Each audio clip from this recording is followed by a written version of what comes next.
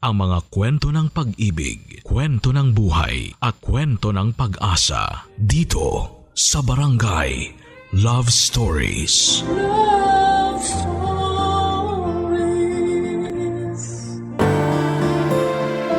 May kanya-kanya tayong karanasan na nagiging dahilan ng takot natin sa kasalukuyan. Iba't ibang takot na pwedeng pigilan, ibigay ang tiwala natin sa ibang tao. Ikaw kabarangay, kaya mo bang magmahal muli kahit na ilang beses ka nang nasaktan? Dear Papa Dudut, may mga taong hindi naniniwala sa tunay na pag-ibig dahil sa kanilang mga pinagdaanan. May kanya-kanya kasi tayong kwento at pinagdaanan sa buhay. Kaya may iba't ibang dahilan din para mawala ang paniniwala natin sa magic ng love. Isang mapagpalang araw po sa inyo at sa lahat ng mga kabarangay nating nakikinig ngayong araw.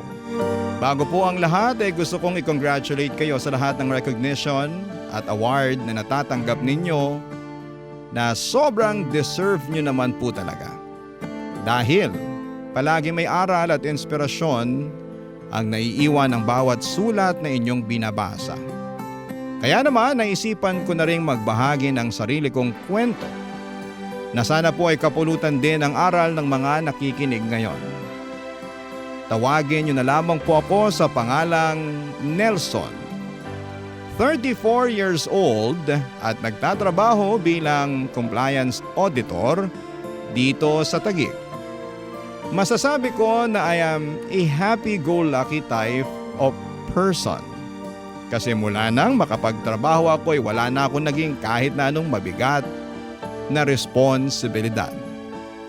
Bunso kasi ako sa magkakapatid. At lahat sila pati na ang mga magulang ko ay may trabaho noon. Kaya ang focus ko na lamang noon ay ang magpakasaya sa buhay ko, Papa Dudut.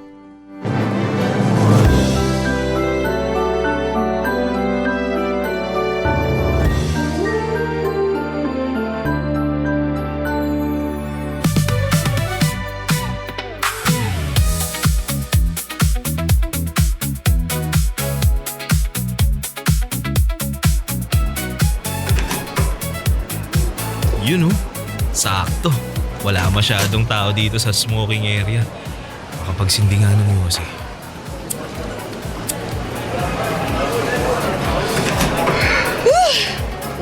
Grabing amoy yun ang lakas. Ay, baka pag-yosi nga muna. Ay, wala pala akong lighter. Naiwan ko sa loob. Ay, pasok na nga lang ako. Miss, kailangan mo ng lighter? Oo, sige. Thank you. Ito.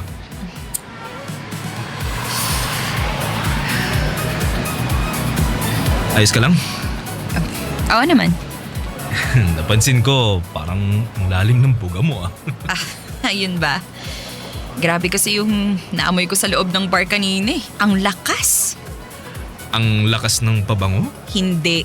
Ang lakas ng putok. Grabe. Grabe nga yung ganyang amoy.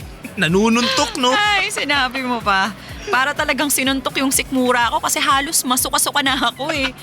Ewan ko ba dun sa kaibigan ko kung paano natitiis na makipag-date sa ganong tao? Mukhang mahina yung pangamoy ng kaibigan mo eh. Feeling ko nga. Sa susunod talaga, reregaluhan ko na talaga ng deodorant yung kaibigan ko para ibigay dun sa dinidate niya eh.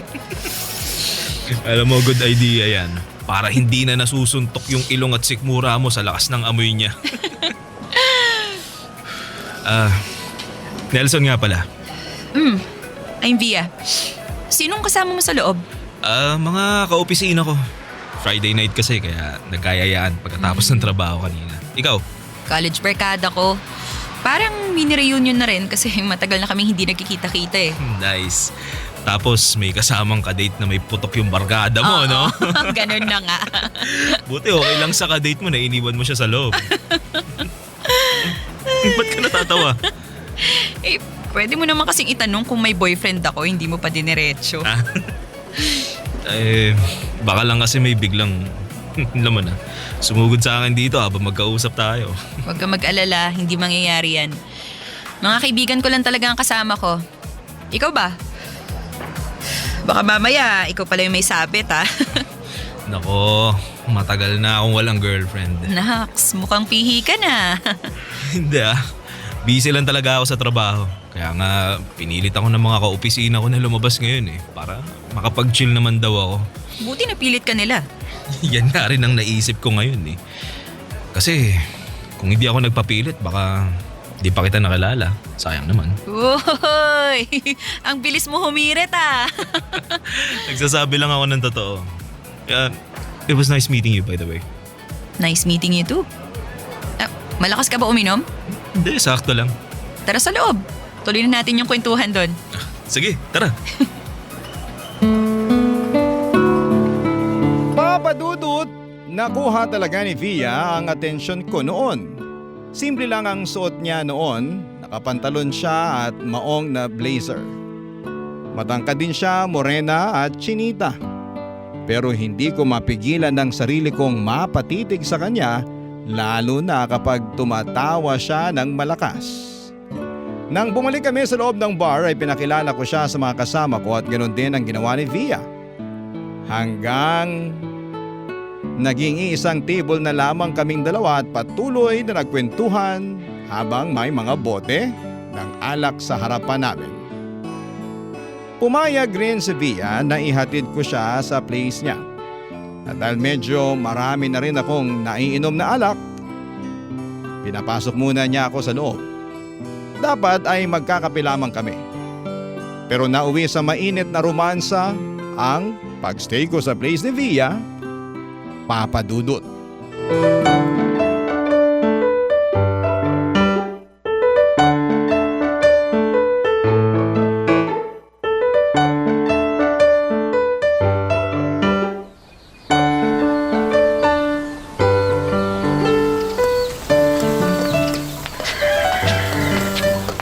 Uy, ganyan Good morning. Buti naman, gising ka na. Maupo ka na dyan, matatapos na itong niluluto ko. Sige. Kanina ka pagising? Medyo, kaya nakapag-prepare na ako ng breakfast natin. Hindi mo man lang nabanggit na morning person ka pala. Sakto lang naman. Hindi lang din ako sanay na inaabot ng mataas na sikat ng araw sa kama. Eto na yung sinangag na kanin na tosino.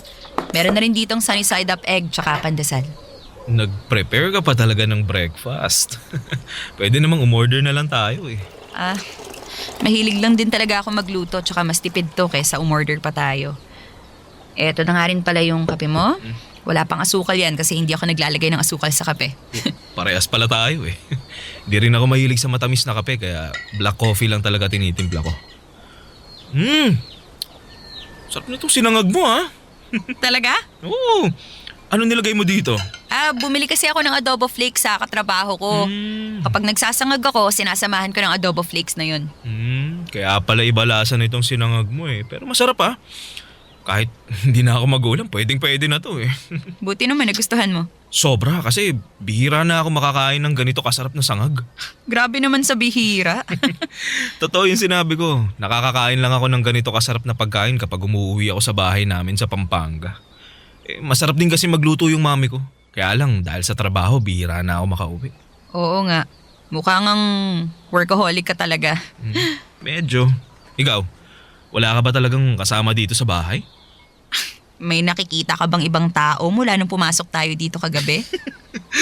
Wala nga, pero para kasing ang laki nitong place mo Dito kasi talaga kami nakatira kasama ang parents ko noon. Oo nasaan na yung parents mo? Ayun, may kanya-kanya na silang pamilya. Nasa college ako nung maghiwalay sila. Pareho na silang may bagong asawa kaya ako na lang ang naiwan dito sa bahay. Sorry, hindi ko na yata dapat tinanong. Okay lang yun. Normal naman na nangyayari na maghihiwalay ang mag-asawa, di ba? Sa bagay, marami rin talaga akong mga kaibigan na galing sa broken family. Oo nga pala, yung tungkol sa nangyari sa atin Huwag na kagabi. rin natin pag-usapan yan. Ha? Bakit naman? Kailangan pa ba? Okay naman tayo, di ba? Tsaka nag-enjoy ka rin naman kagabi. Oo. Yun naman ang mahalaga. Nag-enjoy tayo sa ngayon kaya wag na natin pag-usapan para hindi maging complicated ang lahat. Papa Dudut, hindi naman ako yung tipo ng conservative na lalaki o yung tipong Joang-Jowa na. Hindi rin yon ang first time na may nakilala akong babae at may nangyari sa amin kahit na wala kaming relasyon. Pero may something kay Via na feel ko pagkatapos ng unang beses na may nangyari sa amin. Siguro na-enjoy ko lang talaga ang umpisa kung paano kami nagkakilala. Yung pag-uusap at kwentuhan namin. At na-enjoy ko rin kung gaano siya kagaling pagdating sa romansa. Pero dahil happy-go-lucky person nga ako ng mga panahon na yon, sumang-ayon na lamang ako sa gusto niyang mangyari. Lalaki ako. At wala namang mawawala sa akin kapag nagpatuloy ang ganong klase ng setup naming dalawa. Papa Dudut. Barangay Love Stories. Barangay Love Stories.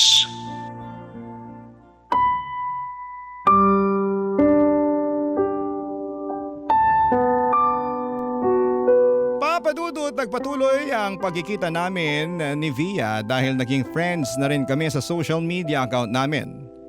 May mga oras na sinusundo ko siya sa office nila, kumakain kami sa labas pero mas madalas na tumatambay kami sa place niya.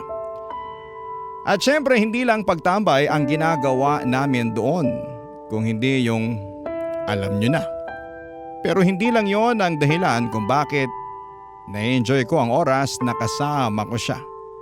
Kung hindi, masaya talaga siyang kausap at maasikaso pa. Kapag magkasama kaming dalawa sa place niya ay palagi siya yung naghahanda ng pagkain para sa akin at mahilig kasi siyang magluto. Kaya ayaw niyang may dala akong food para sa food trip namin. Kahit nga sa labas kami kumakain, ramdam ko pa rin lahat ng pag-aasikaso niya sa akin. At wala kaming relasyon noon, Papa Dudut, ha?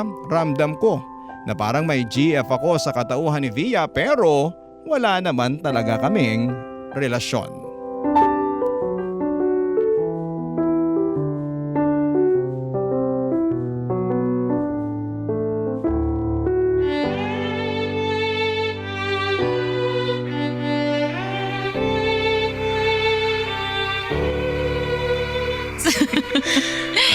Pasensya ka na. Masyado lang ako nanggigigil sa'yo eh. Ayos lang yun. Ganon din naman ako, no? Pero syempre, kailangan pa rin nating magpahinga, okay? Paabot nga ako ng yosi ko dyan sa katabing table mo. Ito. Pati na rin yung lighter. Thank you. Kuha ka na rin ng sayo. Gusto mo? Sige.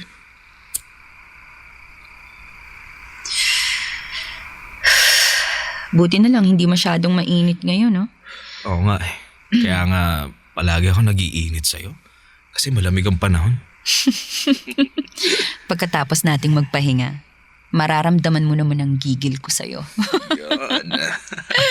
Mukhang kailangan ko yatang uminom ng maraming tubig para magkaroon ako ng maraming lakas mamaya. Kaya wag mo akong hinahamon, ha? Kasi alam mo kung paano ako sumabay sa lakas mo. Alam mo, na-amaze talaga ako kung saan mo kinukuha yung lakas mo, yung payat-payat mo. Sira ulo ka. Oo nga pala, uwi ako ng Pampanga next week. Mabuti naman. Madadalaw mo na ulit yung parents mo. I'm sure na-miss ka na nila kasi di ba bihira ka makauwi doon dahil sa trabaho mo? Oo, ganun na nga. Birthday din kasi ng lola ko kaya ayun, may family gathering kami. Gusto mo sumama? Bakit naman ako sasama? Wala ka naman lakad next week, di ba? Wala nga. Ayun, sakto.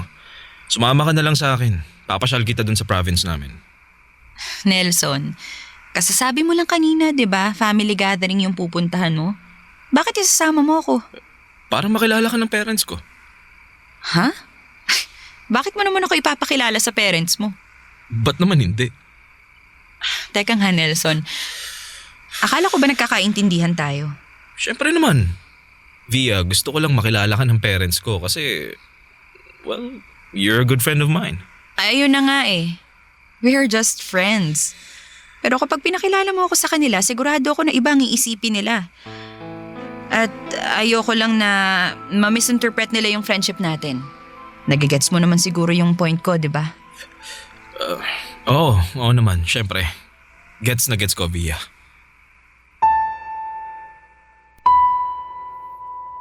Papa Dudut, ginagawa na nga namin halos lahat ng mga bagay na ginagawa ng dalawang taong magkarelasyon. At sobrang nag-enjoy ako sa company ni Via. Aaminin ko na may parte sa amin na gusto ko na talagang i-level up ang status naming dalawa. Gusto kong maramdaman ni Via na nagiging espesyal na siya para sa akin. Isa pa para sa akin ay si Via yung tipo ng babaeng masarap ipakilala sa pamilya. Maganda siya, may sarili ng buhay at maayos na trabaho. Sigurado ako na magugustuhan siya para sa akin ng mga magulang ko. Kaya lang mula nang sabihin ko sa kanya ang plano ko na dalhin siya sa family gathering namin, naramdaman ko na nagsimulang lumamig ang pakikitungo niya sa akin, Papa Dudut.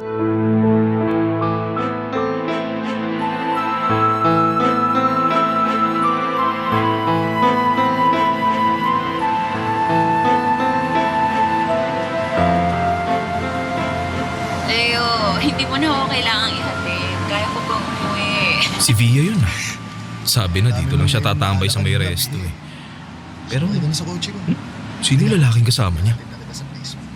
Huwag na. Hindi naman ako lasing eh. Iyahali ka na. Sumunod ka na ng kotse. Sino ba to? Huwag mo na akong pilitin, Leo. Kaya ko talagang umuwi. Kaya, pwede ba, bitawan mo na yung braso ko? Via, I just want to make sure na makakauwi ka ng safe. Kaya, tara na. Ha? Ano ba? Okay nga lang ako. Kaya mauna ka Hindi na mo ba umuwi. narinig yung sinabi niya? Ha? Itiwan mo na yung braso niya. Nelson, anong ginagawa mo dito? Kilala mo ba to, Via? Oo. Kaibigan ko siya. Eh, kaibigan ka lang pala eh. Bakit umiepal ka dito? Eh kasi binabastos mo yung kaibigan ko. Nelson! Wisit ka! Ano? Teka, Leo, tama na! Huwag na, tama na! Pasensya na, huwag mo nang patulan yung kaibigan ko, please. Uuwi na ako, umuwi ka na rin. Sige na, Leo. Pagsabihan mo yung kaibigan mo bago ko pa mabasag yung mukha niya na. Ikaw ang mapapasagan ng mukha sa akin. Nelson, ano ba? Tumigil ka na nga, nakakasira ka ng gabi. Ako pa yung nakakasira ng gabi? Binabastos ka na nga ng lalaking yun. Ako pa sumira ng gabi mo. Kaya kong sarili ko. Hindi mo kailangan makialam. Sabihin mo nga sa akin ng totoo. Ano yun, Via? Anong ano yun? Ano yung ginagawa mo? Bakit nakikipagkita at nakikipag-inuman ka kasama ng ibang lalaki?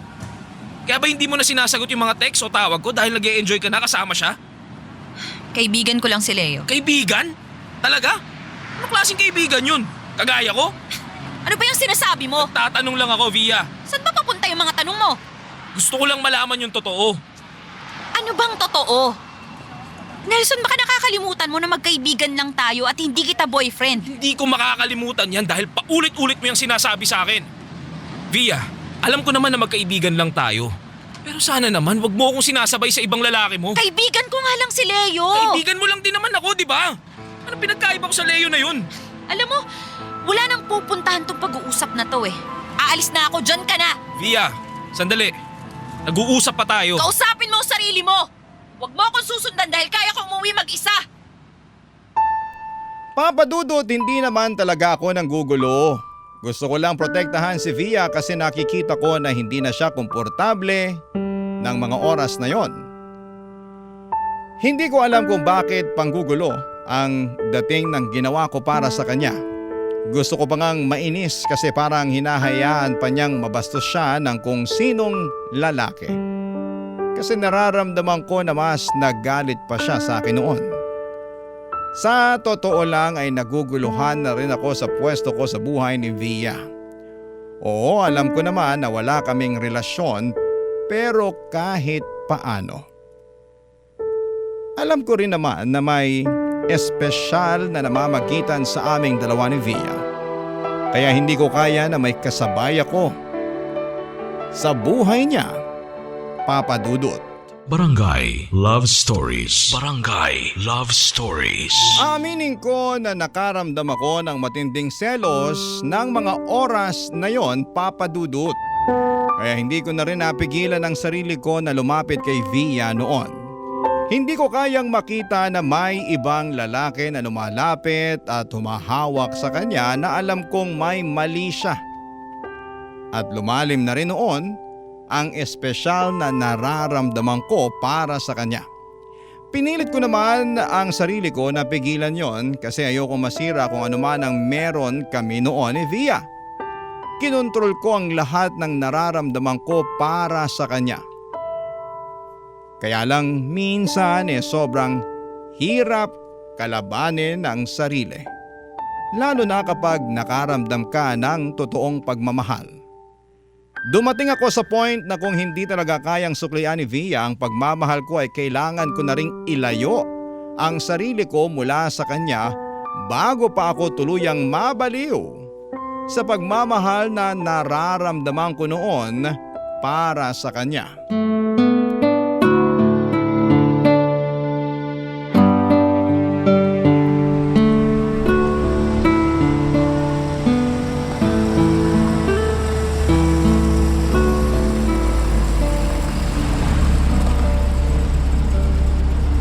Via, sakay ka na. Hatid na kita pa uwi. Thank you. Pero maghihintay na lang ako ng taxi dito. Hindi ka na. Medyo palalim na ang gabi oh. Ayos lang talaga ako. Marami pa namang taxi na dumadaan dito. Sige na Via, sumakay ka na. Promise, hindi kita dadramahan. Okay.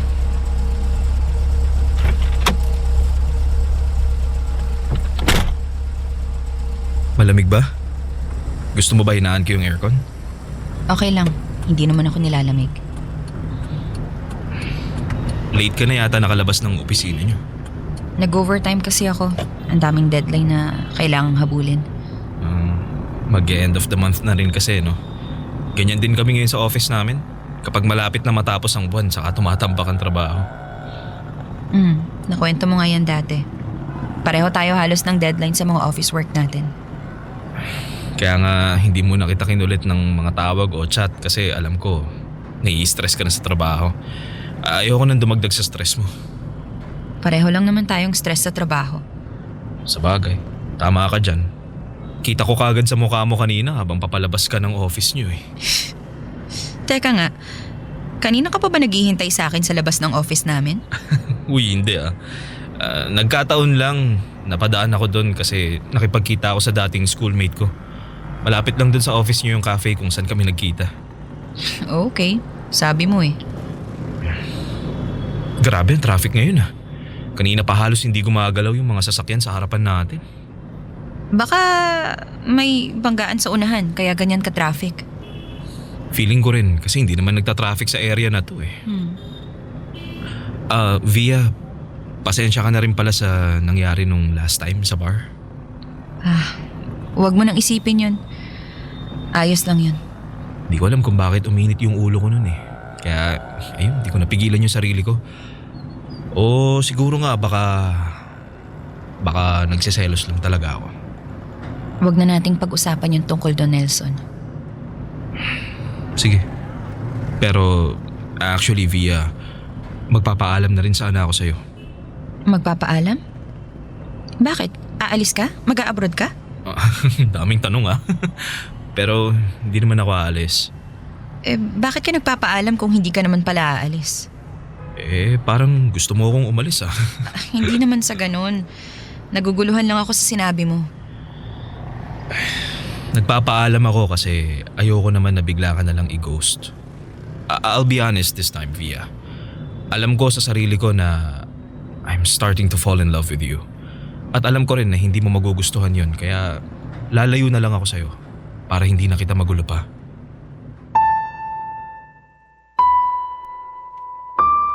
Papa Dudut, hindi madaling magtapat ng nararamdaman mo lalo kung hindi ito kayang suklian ng taong gusto mo. But I know my worth kasi at ayoko na ring magsayang ng oras ng mga panahon na yon. Kung hindi ko ipagtatapat kay Via na gusto ko na siya baka mas lalong hindi ko mapigilan ang sarili ko na lapitan at guluhin siya. Kung panggugulo man ang tawag sa pagprotekta sa kanya. Minsan lang din ako makaramdam ng ganong klase ng pagmamahal. Pero hindi ibig sabihin na ipipilit ko na ang sarili ko sa kanya. Kung hindi niya naman talaga ako kayang seryosohin. Kaya pagkatapos ng naging huling pag-uusap namin, kahit mahirap para sa akin ay sinimulan ko na ring iwasan si Via. At sabihin na lang natin na noong time na pinili kong lumayo sa kanya, yun ang oras na pinili ko naman ang sarili ko, Papa Dudut.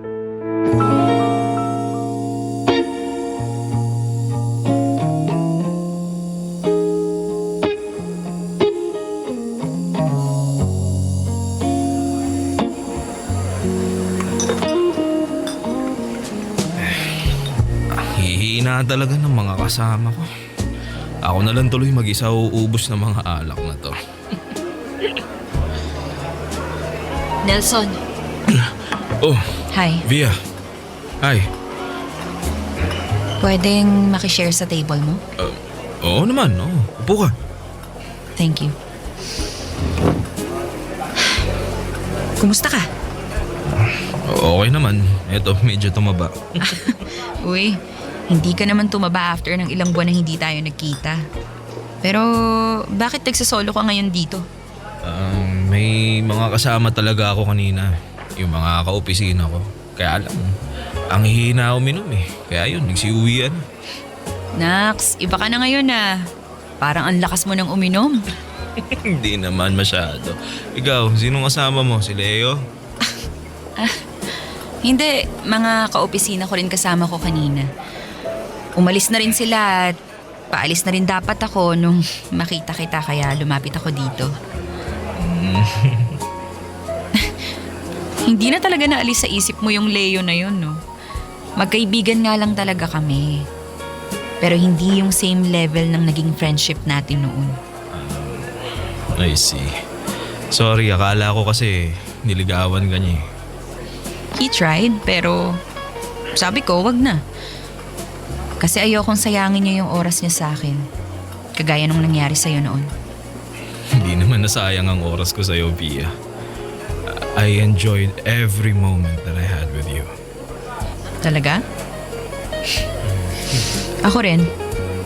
Ganun ang naramdaman ko nung mga time na magkasama tayo. Namimiss ko na nga yun eh. Namimiss na kita. And I miss you too, Via. Sorry, hindi ko dapat sinabi yan. Bakit hindi dapat? Kasi di ba ang sabi ko, hindi na kita guguluhin. Kaya hindi na dapat ako nagiging vocal sa kung ano man yung nararamdaman ko. Okay lang yun. Ang totoo, Nelson, ako pa nga dapat yung mag-sorry sa'yo kasi pinaasa kita eh. Hindi mo ako pinaasa. Nagpakatotoo ka lang. Never ako nagpakatotoo nung magkasama tayo. Kasi never ko rin namang sinabi sa'yo na gusto rin kita. Sorry kung ngayon ko lang sinabi. Sorry kung nasaktan kita bago mo pa nalaman. Aaminin ko, natakot lang din talaga ako. Natakot ako na masaktan kaya ayokong lagyan ng label kung ano man ang meron tayo noon. Kasi mula nung naghiwalay ang mga magulang ko, hindi na ako naniwalang merong panghabang buhay na relasyon. Pero naniwala ka naman nung sinabi kong mahal kita, di ba? Oo. Kahit may takot dito sa dibdib ko, naniniwala ako sa'yo. Tutulungan kita, Via. Tutulungan kita na unti-unting alisin ang takot na nararamdaman mo. Tutulungan kita kasi hanggang ngayon, mahal pa rin kita. At mahal din kita, Nelson. Salamat. Salamat kasi nandyan ka pa rin para sa akin. Kahit kailan, hindi ako mawawala sa tabi mo, Via.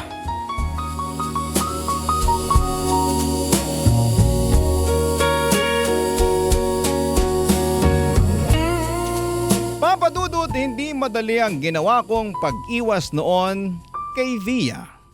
Oo, hindi naman matagal ang pinagsamahan namin pero malalim na ang naramdaman ko para sa kanya. Kaya nga gusto ko na siyang gawing official girlfriend at ipakilala sa mga magulang ko. Sa totoo lang kasi Papa Dudut ay may parte rin sa akin na nararamdaman ko na kahit papaano ay nagugustuhan ko na rin siya. At nagugustuhan na rin niya ako. Naramdaman ko yon sa bawat hawak niya sa kamay ko, sa bawat iyakap niya sa akin at sa bawat pagsagot niya sa mga halik ko. Hindi ko lang alam noon kung bakit paulit-ulit niya akong nire-reject. Akala ko pa nga ay masyado lamang akong nagiging assuming kasi nararamdaman ko yon. Yun pala ay may dahilan pala siya kung bakit pilit niyang pinipigilan ang nararamdaman niya. At nagpapasalamat ako na ako ang napili niyang pagkatiwalaan, na ako ang pinili niyang bigyan ng pagmamahal niya. Dahil pagkatapos ng naging pag-uusap namin noon ay naging official na kami at isa-celebrate na rin namin sa May ang aming 5th anniversary. Mahirap intindihin ang pag-ibig. Pero kailangan nating buksan ang isipan natin sa kahit na anong posibilidad na pwedeng mangyari. Papa Dudut, dito ko na lamang po tinatapos ang sulat ko at sana po ay nakapag-iwan po ito ng aral sa mga kabarangay natin. Ang inyong kapuso at kabarangay forever.